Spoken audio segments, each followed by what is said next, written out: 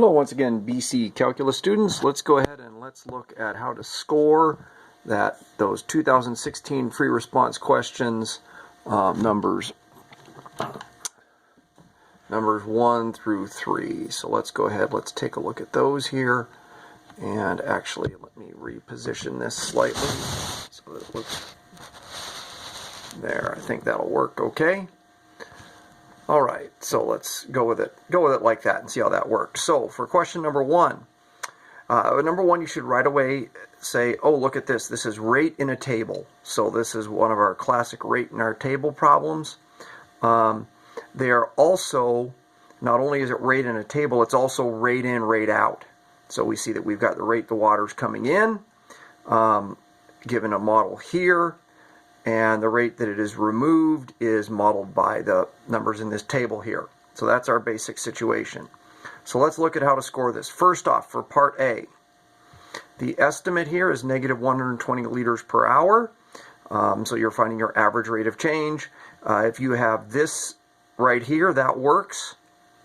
Or if you have the actual 120, you have to say liters per hour squared to get your units point. So 2 points for part A. Pretty straightforward on grading that. Part B. So you have to have a left Riemann sum, which is this thing right here, which means that you must actually have this line right here. You cannot multiply these out and say 1340 plus, and then have this one multiplied out, whatever that is, 2,380, so forth. You've got to actually have the sum of products. That's what it takes to have a left Riemann sum. You've got to have sum of products. This right here gets you this line here, it would be enough to get you the first 2 points. Now if you go ahead and calculate that and give the estimate, as long as it's right, you get the other point. Units are not required. Then you get another point for stating that it is an overestimate, and you must have the reason that R is a decreasing function. That's got to be your reason. Without that reason, you don't get that extra point. Got to have it's overestimate, and you have to have because R is a decreasing function.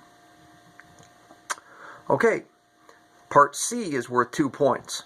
So first you get 1 point for your integral, which is your 0 to 8 w of t dt. You can write out that function. You don't have to use the symbolic notation w of t dt, but you got to have that integral. You got to have the correct limits of integration in order to get that.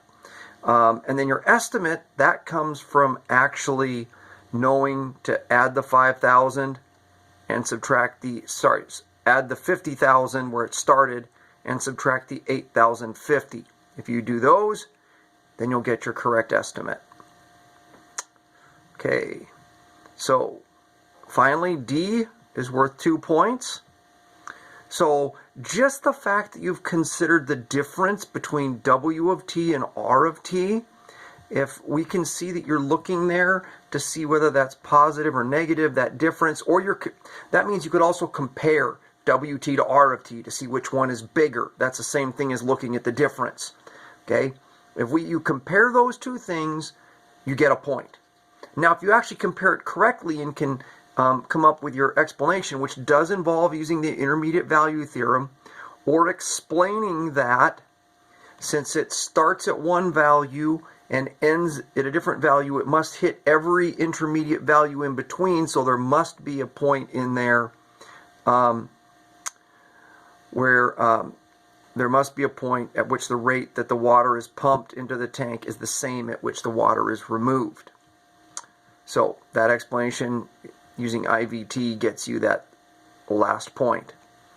Okay, score that out of 9. Some of you are forgetting. Make sure you score that out of 9. Write the score out of 9 next to that problem.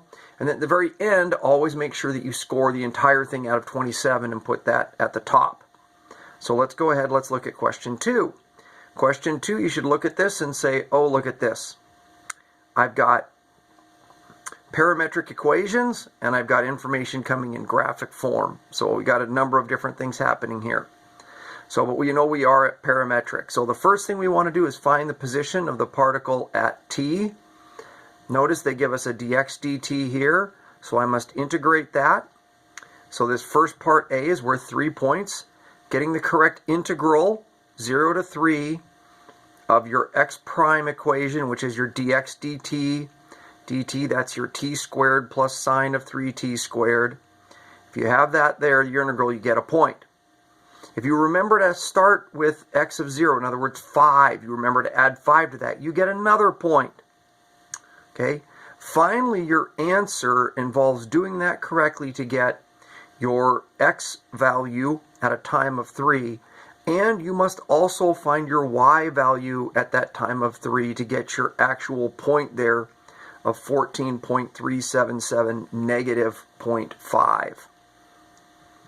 All right, part B only worth 1 point. You get your slope. If you left it like that, that would work.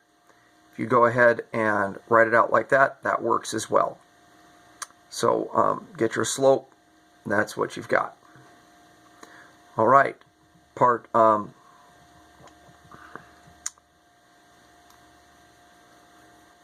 C. So part C, you need an expression for speed, which if you remember, it's the derivative, it's the dx dt squared plus the dy dt squared, and those are at those values of 3. And then if you actually know how to plug in the correct values there and get that, you get your 2 points. So having the expression gets you 1. Having the actual answer with the correct values inputted gets you the second. And then 3 points for part D. So if you need a correct expression for distance, okay, so that's going to be, basically it's the expression here. The distance expression would be the integral of speed, in essence, going from 0 to 2. You got to have the correct limits of integration, and then you've got to have that expression there. Your integrals here, so that means when you actually go and you have to break it up, the integral 0 to 1, and then you have to use this integral. You have to know that your y prime from 0 to 1 is negative 2, and then when you go from 1 to 2, your y prime is just 0. So it takes 2 separate integrals here. They must be broken up into the 2 separate ones, one from 0 to 1, one from 1 to 2. And then when you integrate, you get your 2 values when added together, get you your 4.350, or if you truncated 4.349, either way gets you the point. So go ahead and score that one out of 9. All right, now we get to question 3. So question 3, this is going to be right here, fundamental theorem from a graph. We've got a graph of f. We have a function g that is the integral of f. So we know we're going to be applying our fundamental theorem on this. So it says, does g have a relative minimum or relative maximum, or neither at x equal to 10? So we look at x equal to 10.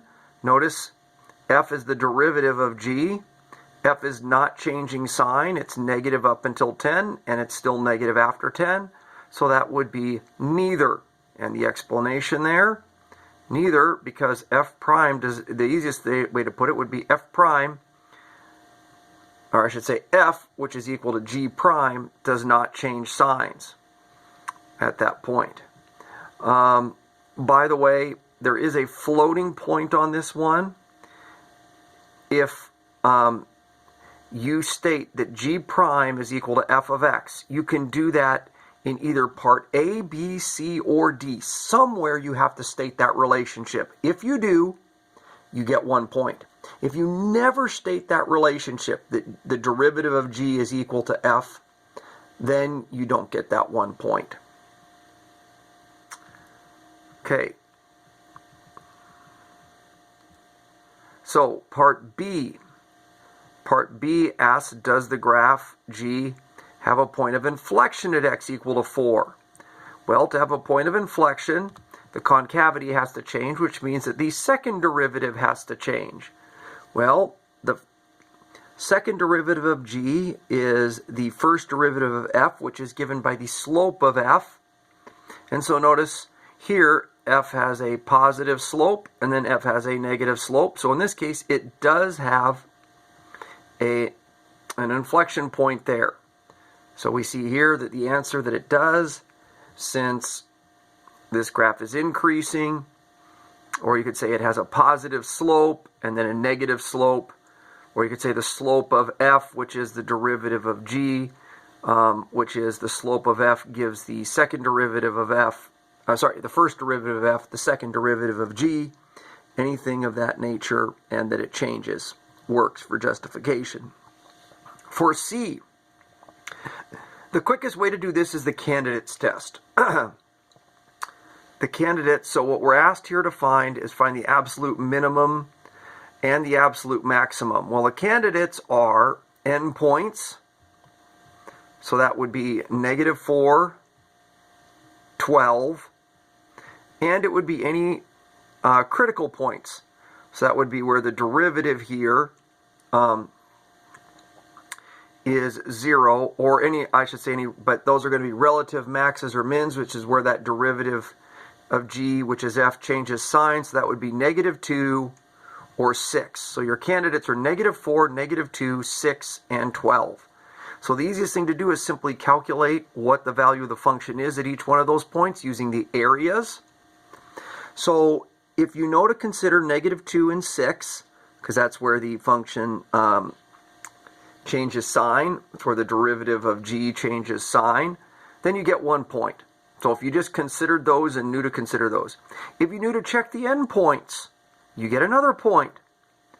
Now, to get the 2 points for your answers, you must actually give justification is the chart here. And that's enough justification that you've checked all the candidates. Okay? So, and then you simply check and look and see the absolute minimum must be at -2, and it must be -8. And the absolute maximum would have to be the biggest value, 8, and that occurs at 6. So that would be how you would get that.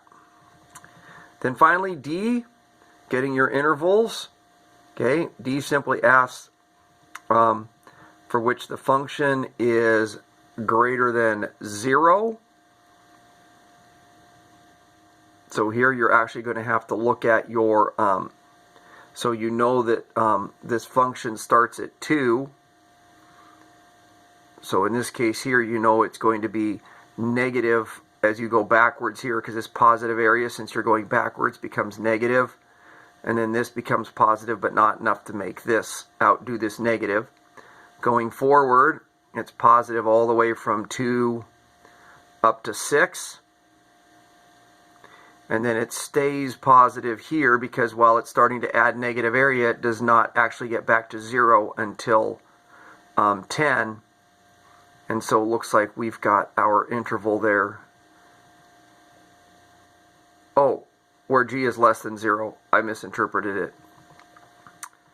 We want where g is less than or equal to 0. So these parts where it is negative here, it is less than 0 all the way from -4 to 2. Here it is positive. Here it gets back to 0 at 10. So from 10 to 12 again, it is negative. Okay, those are your answers. Score them all, each one out of 9. Score the whole thing out of 27. Remember, you don't watch this video until after you finished it. You use this one to grade. Okay, hope it goes well.